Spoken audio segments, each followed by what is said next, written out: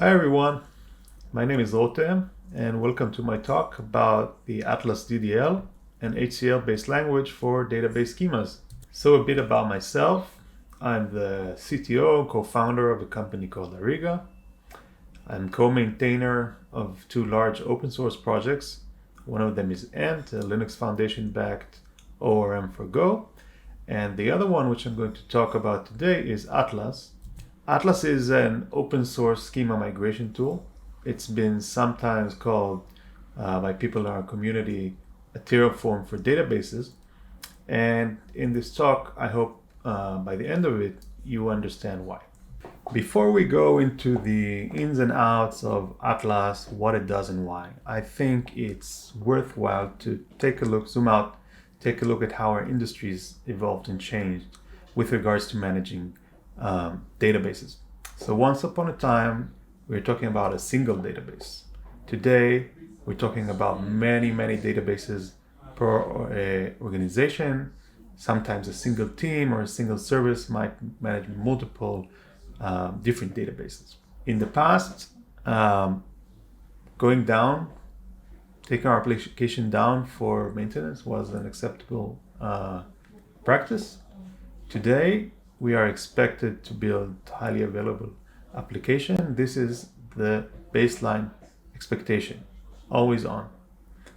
Finally, and maybe most importantly, in the past, the database was managed by the DBA or the DBA team.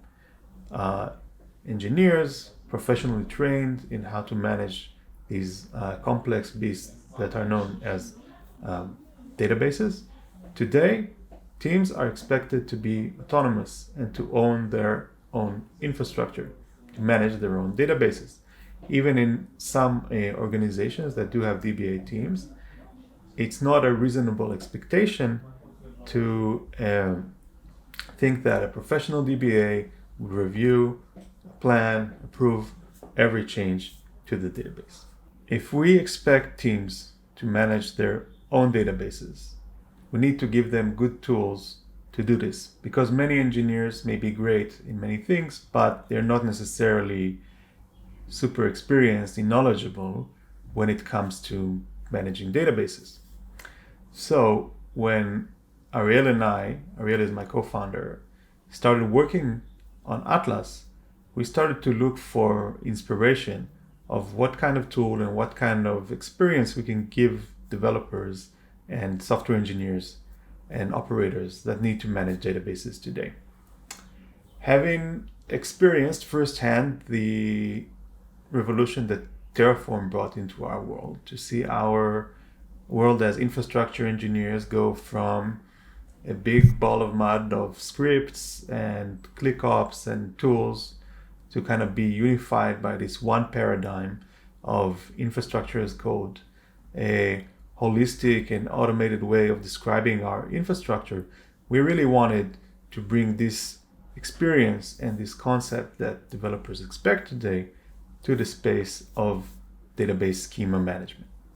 Many tools exist today for managing database changes, called database migrations. But what's the difference between what engineers have come to love and expect from tools like Terraform and the existing generation of database migration tools? So the commonly cited reason of why Terraform and infrastructure as code is so great is this declarative API. You don't tell your tool exactly what to do, but you tell, this is the desired state. I want an S3 bucket in some region. And you run Terraform apply, and the tool you use then goes to inspect reality, sees what we expect from it, and tries to reconcile the difference between the two. When it comes to database changes, the way databases are managed is that they expect it to issue DDL commands, statements like create table users, alter table customers, that are not declarative. There are commands that need to be executed in some point in time. Many of them are not idempotent, so you cannot run them again and again like you do with Terraform apply. This means that the onus of planning and creating the plan is put on the developer instead of the tool they use. Now, in a small toy example like this, it does not matter, but when you are looking at real life database schemas that have hundreds of tables and thousands of columns and indexes, when you're trying to plan some change, the calculation that you need to make is obviously much more complex and more error prone.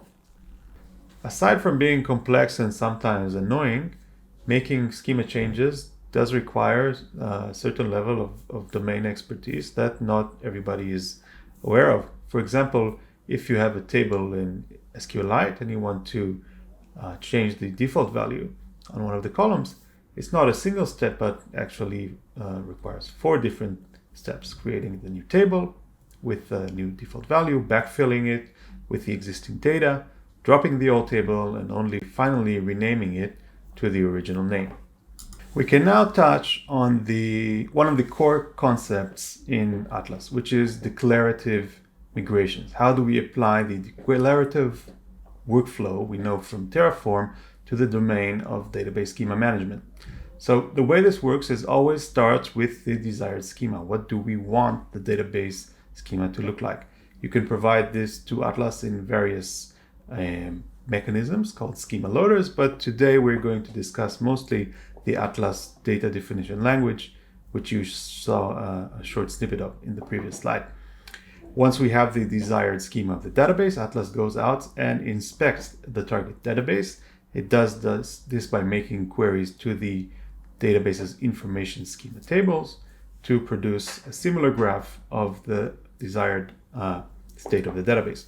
The next step is to create a diff, basically to compare the two schema graphs, the desired and the current states. Finally, Atlas takes this diff and creates an execution plan. The reason is that the order of actions matter. Before we can create a foreign key referencing some column, we must first create it. So Atlas applies different algorithms like topological sort to order the different changes that need to be applied on the database in a sensible order. With the introduction behind us, we can now get to the core of this talk, which is the Atlas DDL. You may ask yourself, why did we decide to create a new data definition language, a new way of defining database schemas, when databases have had their own way for doing that for decades now? And if you're worried about it, just know that you can still use plain SQL, create table statements when you define the desired state of your database in Atlas. But in this talk, we're exploring the Atlas DDL, and let's talk about our motivations or goals for a new configuration language. So first of all, it should be declarative. The existing DDLs for databases are basically imperative statements, as we've explained before. Create table. It does not describe the table, but it describes the operation that needs to be done to produce the table that we want. And we know that the tools that we like to work with and that are most convenient for us to use the declarative paradigm. Second, we think of database schemas as interconnected graphs. So the language should support a very native way of expressing references or connections between the different components of the graph, and we'll see some cool examples of this in a bit. Next, the language should be type safe. Nobody likes making mistakes. Nobody likes introducing bugs. But when your editor discovers your mistake before you even saved it, it's not so bad. So we wanted to build something that was going to be type safe from editor support to production, and was going to be really easy to use. Finally, we wanted the language to be dynamic, to have stuff like functions and data sources, to let people building systems on top of it create really robust emergent behavior from the building blocks that we provide. Now, if you've never tinkered with HCL, here's a brief explanation of how it works. So first of all, HCL, the HashiCorp configuration language, isn't exactly a language, but more like a toolkit for creating configuration languages. And in this example in my personal blog, you can see how you can create a PCL, the pizza configuration language, for your pizza as code application. Of course, this example is a bit humoristic, but it tried to cover the process of working with HCL to create a configuration language similar to Terraform. Now, HCL is a Go library. So all the examples here are in Go.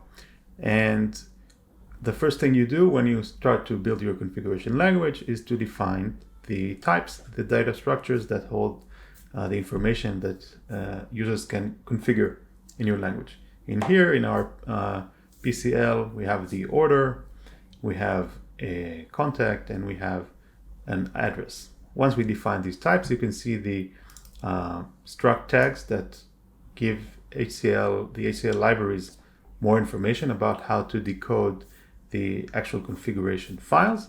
Once we have that, we can use one of two libraries, HCL Simple, which is, as the name says, really simple, and Go HCL, which is a bit more low level. And we can use it to now read our configuration file. When you are using the HCL Simple library, the call is as simple as doing decode file and giving it the path to your HCL file. As you can see in this test, we are able to decode our order into this data structure. Some of the cool things that you can do in HCL is to create static values.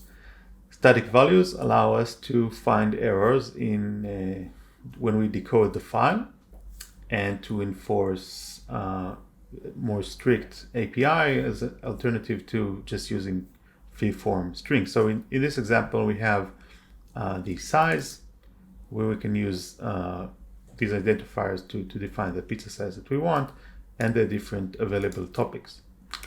To make the API more explicit, what we do is we need to provide the decode function and HCL eval context. Basically, we can load these different identifiers into the context and finally make them available as variables.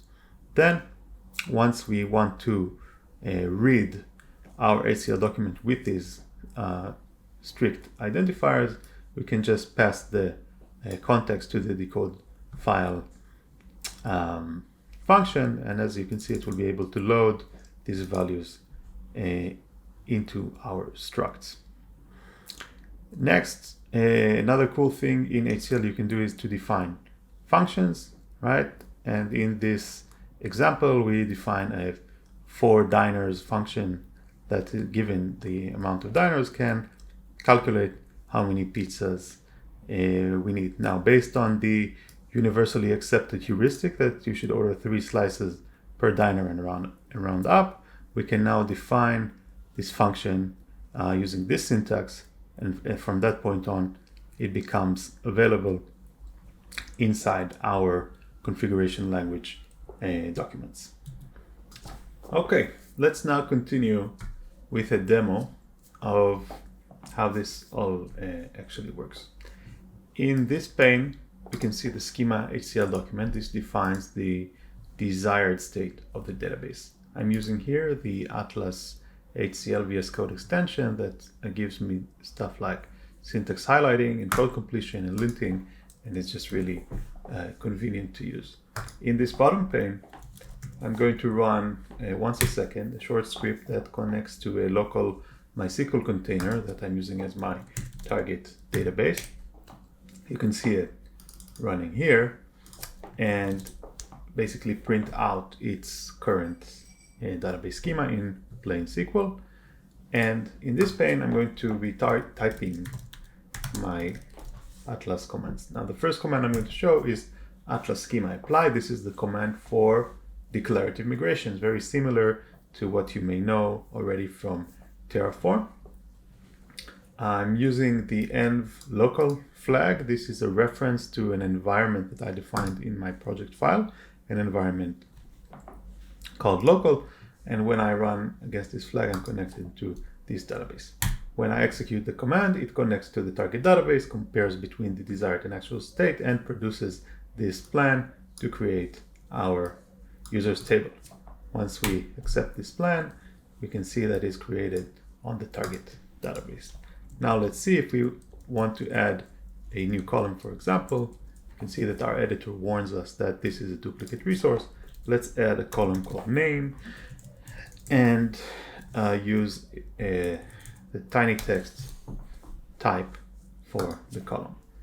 Next, let's apply this schema on our database. We can see that Atlas suggests to alter the table to add a column name. Let's apply this, and as we can see, the column was created on the target database.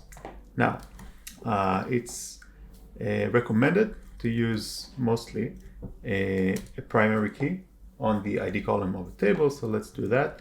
We can reference the column directly with this syntax, and once we apply, we can see that Atlas suggests to add a primary key on the ID column. Let's do that, and once this happens, you can see that the primary key was indeed added to our table. One of the ways that declarative APIs simplify life for developers is that the order in which we write resources does not matter. Let's show an example. We have our existing users table, but let's say we are building a content management system and we now want to add a blog post table. Now, in an imperative API, like the current database's create table statement, we would first need to create the users table, and only then can we create the table that depends on it. In this example, we have our blog post table that has an author ID that is a reference, a foreign key to the users table. Now, in a declarative API, we should theoretically be able to take this table definition and to put it anywhere in the document, because, as we said, in a declarative API, we calculate a diff. Let's see how this works. We now see that despite the fact that the blog post containing the foreign key is defined before the users table, Atlas has no problem to calculate this diff and create it in the proper way. Next, let's see some ways in which using HCL allows us to build a safer development experience. So let's see what happens if I make some small mistake, like a typo on the column type. If I'm using the Atlas HCL editor plugin, I will see this immediately as I'm typing. But even if I don't, and I try to use this, way before any query is executed against the database, see that Atlas will validate that the column type is legal. In addition, because Atlas actually builds a graph representation from the schema document, it's able to explicitly enforce that references are correct. So, for example, if I were to mistype the column name for my primary key, I would get this feedback from the editor, and if I were to ignore this feedback, I would still get it here when I try to apply the schema. Now, of course, if the editor is able to validate this, it also can help me with auto-completion, which improves the developer experience and velocity. So far, we've shown features of the Atlas DDL that kind of map one-to-one to database features. I want to show you some of the other things that you can do with Atlas DDL so you can get a feeling of how you can manage projects with it. So let's start with something very basic, which is input variables. Similar to Terraform, you can define in a schema an input variable that is part of this schema. So let's imagine that we are building a multi-tenant system. In this multi-tenant system, we have a single MySQL server for all of our users, but we maintain a separate name database, a separate schema for each of our users. So to do this, what we can do is, after defining our tenant variable, let's just, for readability, rename our schema block to tenant, and we can show how we can create a variable schema name. So if the schema block has a label of tenant, but each schema can get its name from the tenant variable. Okay. Now, when we are working in multi-schema mode, we need to make some minor modifications to our project configuration file. So I created a separate block, and basically the URL here is just different in that it doesn't connect to a specific database schema in our server. So once we have that configured, we have an input variable. This input variable is used by the schema for its name, and we changed our references to use the reference to this schema block. We can now start to manage our multi-tenant application. Now first, let's see what happens if we don't provide this input variable to our schema. We'll see that Atlas will complain that it's missing this value for the required variable tenant. Now we can always provide a default value. We are a Seinfeld fan, so we're going to use George and Jerry for our tenants, and we will see that now it wants to drop our existing example database and create a new database for George. To simplify things, and because we're not going to have a lot of room on our screen, I'm going to stop this this watch script and close this pane, just so we have a bit more space to look at. So we've shown how we can use a default variable, and now let's show this setup where we manage a separate database for each user. So let's say we want to create the database for Jerry. We can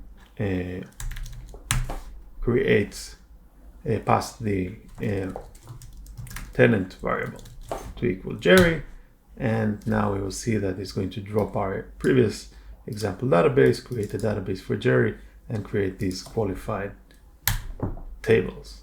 Great.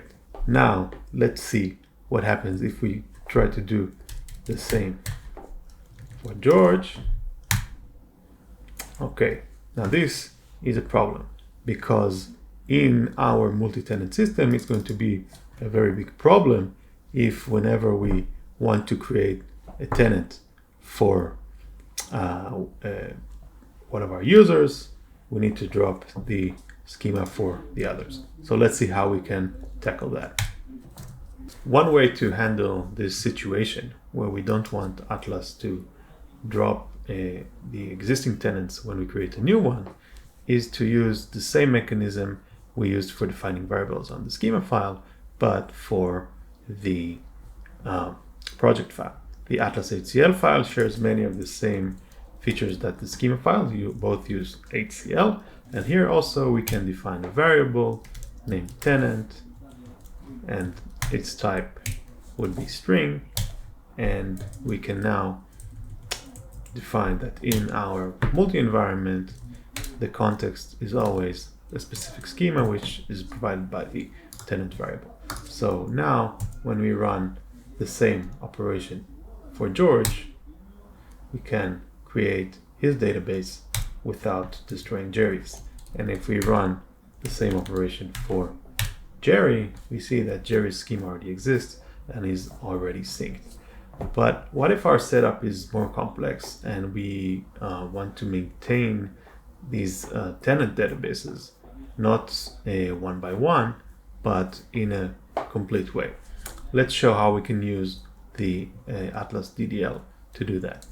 Okay, let's take this example one step further. We no longer want to provide our tenants one by one.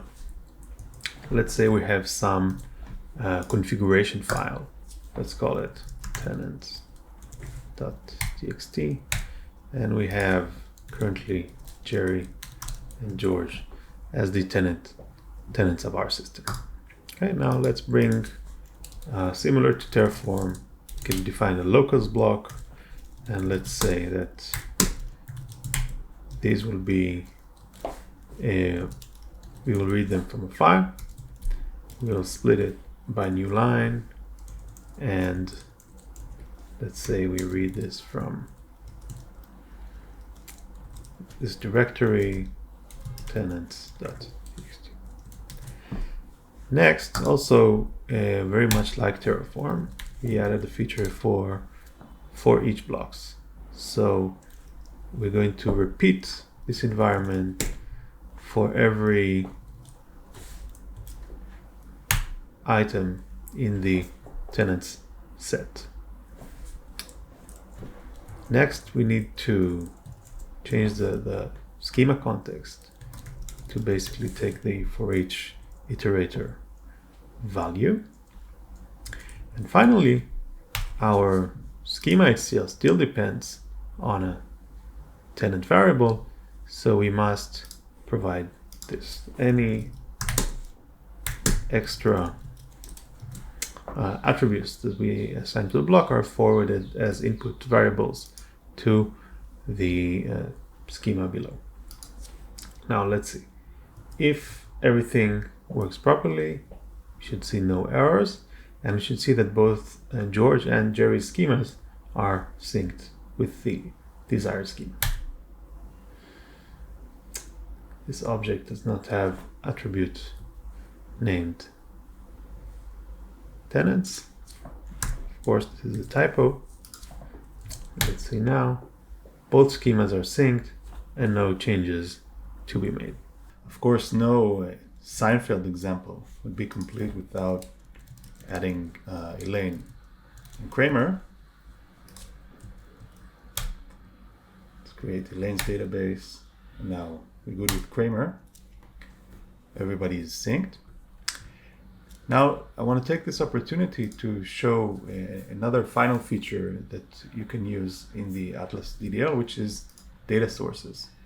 In a toy example like we showed, it may be fine to load the tenant list from a local text file, but in a more realistic scenario, you will probably want to do this with a database query or an API call.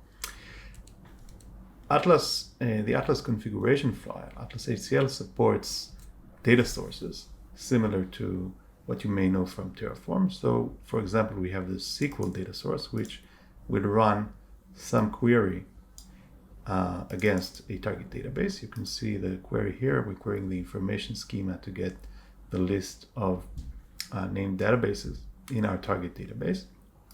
And we're going to take the output of this query and replace it here. So we can use data.sql.tenants.values. Now, whenever we run schema apply, we retrieve the list of tenants from the live schemas in the database and not from a local file.